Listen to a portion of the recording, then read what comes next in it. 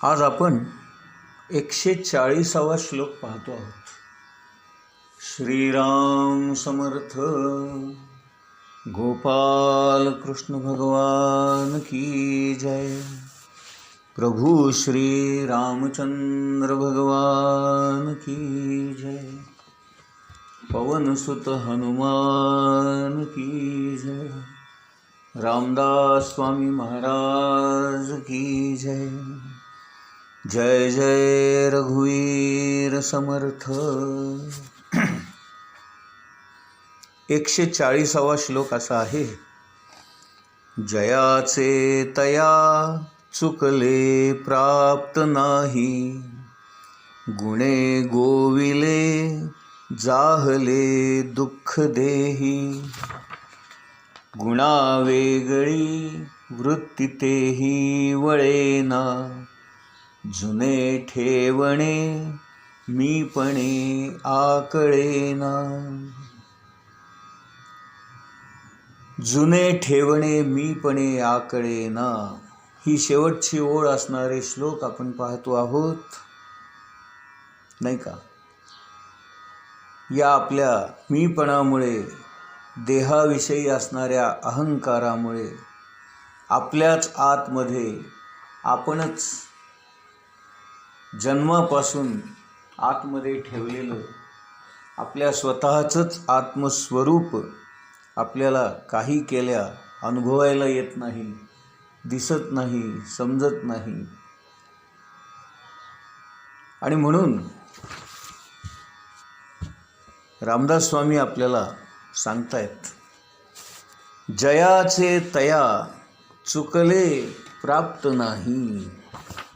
नाही का? ते काय म्हणतात की आत्मस्वरूप हे ज्याचं त्याचं त्याच्या त्याच्या देहापुरतं मर्यादित असतं आणि ते त्याच्याच मालकीचं असतं, नाही का? प्रत्येक जीवामध्ये एक कणभर किंवा अंश भगवंताचा त्या त्या देहामध्ये, भगवंतानी तो देह चालण्यासाठी, त्या देहाचं चलनवलन होण्यासाठी, त्या देहाकडून कार्य करून घेण्यासाठी भगवंतानी आपला अंश किंवा आपलं कण स्वरूप प्रत्येक देहामध्ये ठेवलेलं आहे. आणि ज्या त्या देहाची त्या त्या आत्मस्वरूपावर त्याची मालकी असते. म्हणजे माझ्या देहामध्ये जे आत्मस्वरूप आहे ते माझ्या मालकीचं आहे, नाही का? तुमच्या समोर बसलेल्या लोकांच्या मनामध्ये जे आत्मस्वरूप आहे देहामध्ये ते तुमच्या मालकीचं आहे. म्हणून रामदास स्वामी काय म्हणतात, जयाचे तया म्हणजे ज्याचे त्याला, नाही का? ज्याचं आत्मस्वरूप आहे ते त्याच्या पुरतंच मर्यादित असतं. ते आत्मस्वरूप जर त्या देहातून बाहेर पडलं किंवा निघून गेलं किंवा नाहीसं झालं तर तो माणूस मरतो, तो प्राणी मरतो, तो जीव जातो. म्हणजेच काय की आत्मस्वरूप त्या त्या देहामध्ये असतं, म्हणूनच आपण सगळे जिवंत आहोत. आणि म्हणूनच आपल्याला सजीव म्हणतात. सजीव म्हणजे काय? जीवासकट. आणि हा जीव म्हणजे कोण? तो परमात्म्याचा अंश, ज्याला आपण आत्मा म्हणतो.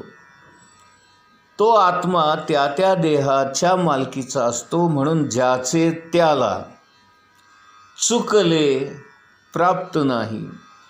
इथे रामदास स्वामी काय म्हणतायत, आत्मस्वरूप जरी आपल्या स्वतःच्या मालकीचं असलं तरी त्याकडे आपण दुर्लक्ष केल्यामुळे किंवा देहाला जास्त महत्त्व दिल्यामुळे, देहभाव जास्त प्रमाणामध्ये वाढल्यामुळे आणि आत्मभाव कमी झाल्यामुळे आपण ते गमावले आहे.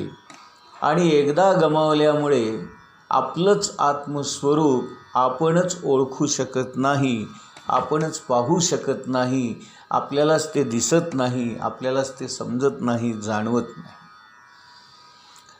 म्हणून शेवटची ओळ, जुने ठेवणे मीपणे आकळेना, हे जे आत्मस्वरूप प्रत्येक देहामध्ये भगवंतानी ठेवलंय ते इतकं जुनं झालंय की आपल्या वया इतकं आपण जितके दिवस जिवंत आहोत तितके दिवस ते आत्मस्वरूप त्या देहामध्ये आहे आणि म्हणून ते इतकं जुनं झालं आहे आणि ते भगवंतानी प्रत्येक देहाची ठेव म्हणून ज्या त्या देहाला ते अर्पण केलेलं आहे.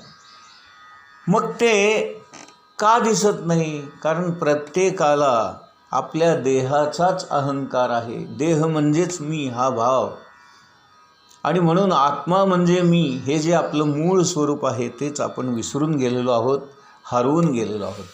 म्हणून रामदास स्वामी पहिल्या ओळीमध्ये म्हणतात, जयाचे तया चुकले प्राप्त नाही. आपणच आपलं आत्मस्वरूप हरवून बसलेलो आहोत. आपल्या आतमध्ये असून ते आपल्याला दिसत नाही, कळत नाही, जाणवत नाही, पाहता येत नाही, त्याला स्पर्श करता येत नाही. का?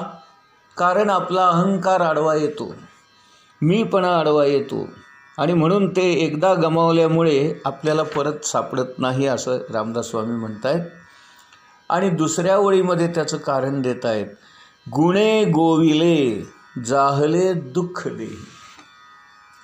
वस्तुतः आपला जो आत्मा आहे, जो भगवंताचा अंश आहे, कणस्वरूप आहे, तो वस्तुतः मुक्तच आहे. परंतु आपणच त्याला या गुणांच्या बंधनामध्ये अडकवून ठेवलेला आहे. या देहभावामध्ये आपण अडकवून ठेवलेला आहे. आणि म्हणून जीव नाही का, जो भगवंताचा अंश आहे, कण आहे, आत्मस्वरूप आहे, तो या त्रिगुणांमध्ये अडकल्यामुळे नाही का, गुणे गोविले नाही का, गुणांमध्ये अडकल्यामुळे जाहले दुःख देही नाही का, देहाला जे जे काही दुःख प्राप्त होतं, देहाला जे जे काही सुख प्राप्त होतं, देहाला जे काही आनंद मिळतो, देहाला ज्या काही यातना होतात, देहाला जे काही कष्ट पडतात, ते सारे या आत्म्याला भोगावे लागतात. जीव त्रिगुणामध्ये अडकल्यामुळे त्याला देहाचं दुःख भोगावं लागतं आणि त्या गुणाद्वारे त्याच्याकडून जी काही कार्य होतात त्या कार्याचंही फळ त्याला भोगावं लागतं. गुणावेगळी वृत्ती तीही वळेना. तिसऱ्या ओळीत रामदास स्वामी म्हणत आहेत, या गुणांपासून त्याची जी वृत्ती आहे, त्याचा जो कल आहे, त्याची जी धाव आहे, ती या गुणांपासून वेगळी होतच नाही आहे. तो जितका म्हणून बाहेर पडण्याचा प्रयत्न करतो तितका आणखीन आत आत आत असा बुडत जातो.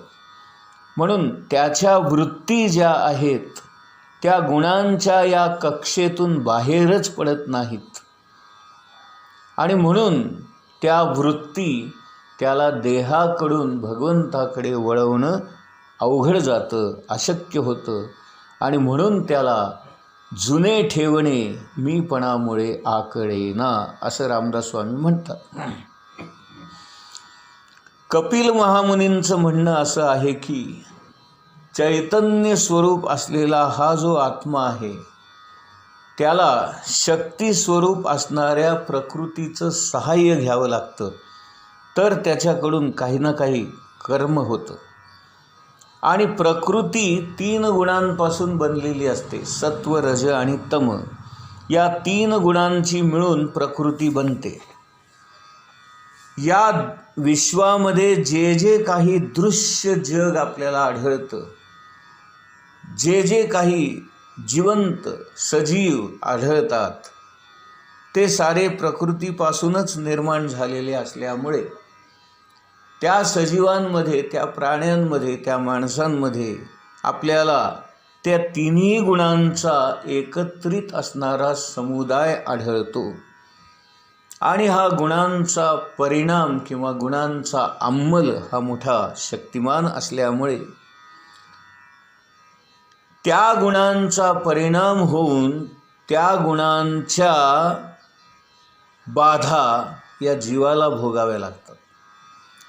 आणि म्हणून सजीवांच्या म्हणजे या प्राण्यांच्या रचनेमध्ये असं आपल्याला आढळून येतं की मुळामध्ये मुक्त असणारा आत्मा या देहाला चिकटून राहतो आणि त्या 3 गुणांमध्ये अडकतो.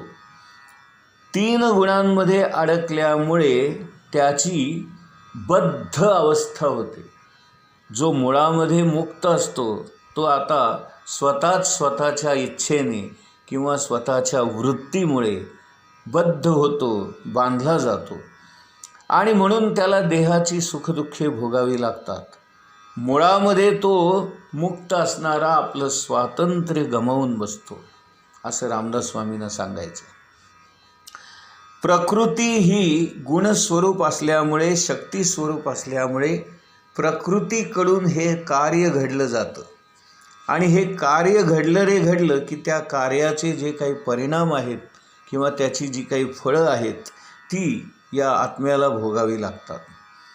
3 गुणांचा अंमल त्या आत्म्यावर चालतो आणि म्हणून आपण देह नाही, आपण मन नाही, आपण वृत्ती नाही असं भान कायम ठेवायच्या ऐवजी तो आत्मा मीच देह आहे, मीच मन आहे, मीच बुद्धी आहे, मीच कार्य करतो, मीच कर्तृत्ववान आहे, मीच कर्म करतो असं तो आपल्या वृत्ती देहाभोवती गुणांभोवतीच घुटमळत ठेवतो आणि म्हणून देहापासून वेगळे होण्याचा प्रयत्नच तो करत नाही. त्यामुळे तो आत्मा त्या देहामध्येच अडकून पडतो आणि गुणांमध्ये अडकून पडतो. सद्गुरूंची कृपा झाली तर सद्गुरू त्या आत्म्याला देहापासून वेगळं करतात आणि त्याला सांगतात, बाबा रे, तोच तू आहेस, तोच म्हणजे परमात्मा, तू परमात्म्याचंच मूळ अंश स्वरूप आहेस. असं असताना तू हा देह म्हणजे मी समजतोस, हाच तुझा भ्रम आहे, हाच तुझा संभ्रम आहे आणि हेच तुझं अज्ञान आहे. अज्ञानामुळे तो जीव भ्रष्ट होतो आणि भगवंताच्या त्या उच्च अवस्थेपासून खाली घसरतो आणि देहबुद्धीपर्यंत तो खाली घसरतो आणि तो जीव देहबुद्धीच्या पातळीवर येतो आणि आपली स्वतःची आत्मबुद्धी हरवून बसतो. सद्गुरूंच्या कृपेने त्याला परत देहबुद्धीतून सुटका होते आणि तो आत्मबुद्धीकडे वाटचाल करू लागतो. त्याच्या वृत्ती गुणांपासून आणि शरीरापासून वेगळ्या होण्याचा प्रयत्न करतात आणि त्या भगवंताशी जेव्हा एकरूप होतात तेव्हा तो जीवात्मा पुन्हा मुक्ततेकडे प्रवास करतो. जय जय रघुवीर समर्थ.